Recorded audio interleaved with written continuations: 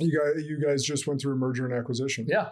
And that's a tough time for a lot of business owners. Now, I know you spent a lot of time knowing this person, their competitors, stuff that you didn't. No, I know shit. Here, let's get rid of the word tough. Shit word, right? Subjective. Complicated. Complicated. That's a better word. You're right. Okay.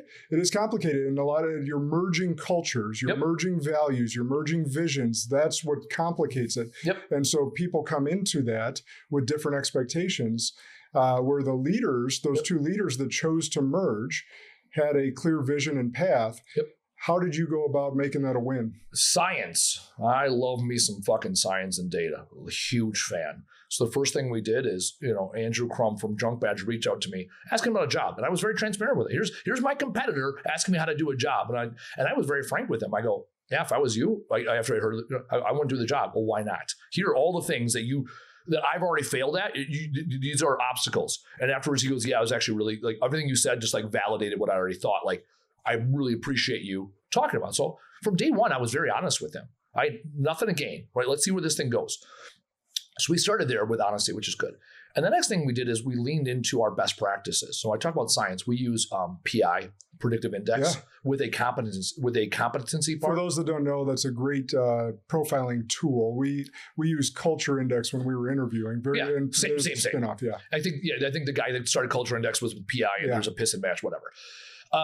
And of all the assessment tools I've done, like I did a DISC assessment earlier this week for a retreat we're doing next week. Of all the ones I've ever done, PI is the most difficult. It is the one that cheating's like not an option. Like it's 2 questions. It is whatever. The nature of PI, and it's super intuitive. It's amazing. So we used the PI, and then we also looked at the competency part. And what we did is, again, we put our parameters in place, right? We put our I'm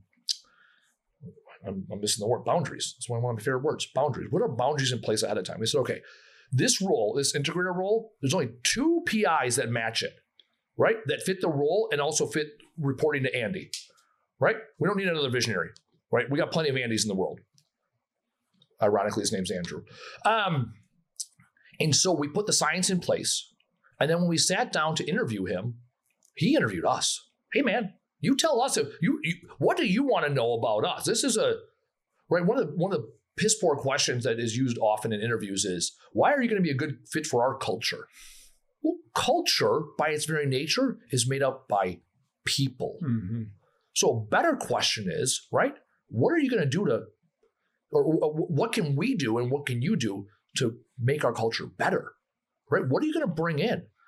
And so we had those conversations. One of the things his wife was concerned about, she's like, I hadn't been interviewing with the wife, right? 4 hours, broke bread in their house, wife, parents, everybody was there. This is a big deal, right? We do the businessy things. We also need to get along as humans, right?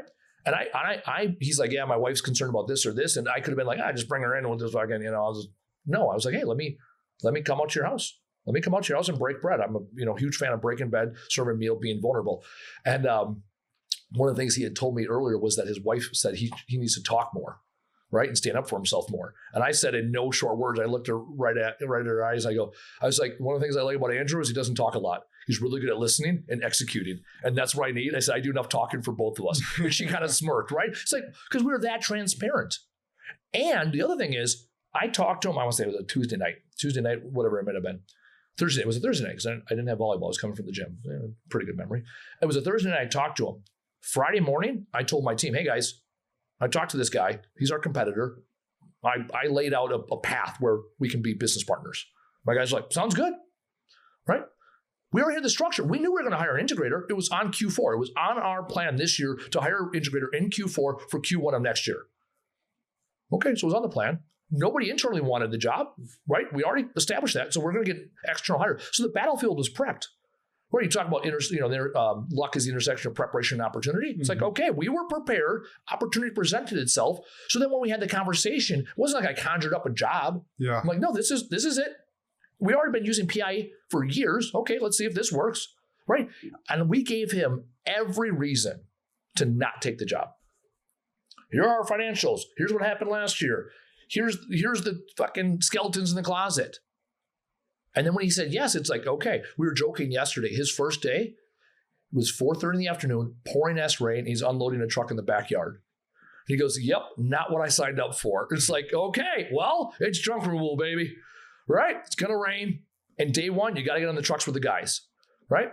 I was gone a month ago, 6 weeks ago. I left for 2 weeks to go do the Army thing. I still am in the Army. And his first day, on Saturday, there was an employee we terminated for threats of violence and not great. He shows up Monday afternoon, wants to get his stuff out of his locker, wants to hoot and holler, wants his job back, yelling, screaming, wants to have his side heard, right? Called the police. We already called the police because he threatened to come. So the police are there, going to arrest him for disorderly conduct and yada, yada. And, between the police officer, us, and the individual, the situation quelled itself. So it's like, he's like, so I haven't dealt with that ever in my life. I'm like, well, yeah. The first day I'm not there. Welcome to the show. Right? And the first day he felt burnt out. First day he's like, yep, I hit the fan. I go, remember I told you I was going to feel this way? He goes, yeah. I go, remember I told you that I can't prep you other than telling you it's going to happen? He goes, yep. I'm like, all right, here it is. So in the military, we say, embrace the suck, right? And as soon as you embrace the suck, you're like, okay, what's the gift in all this? Mm-hmm. And once you transform. How is this for me, not to me? Right. And that's one of the things I teach in my workshop, right? When we talk about life is in the past, present, or future. When we talk about the past, right? We can agree it happened near you, right? Did it happen for you or to you? That's the difference between a victim and a victor. When you have something right now, are you excited or are you anxious? The brain can't tell the difference between the two. It's what you tell yourself. Harvard Business Journal in 2021 did a study about public speaking because it's a great fear. And this is the only thing they did. They had people say, I'm excited or I'm anxious, and then go do a 3-minute presentation. The people that said all they did is say I'm excited. They didn't have to they just had to say it. They performed significantly better. I am excited. Right? Done. We talked about D-U-N. Done. Yeah.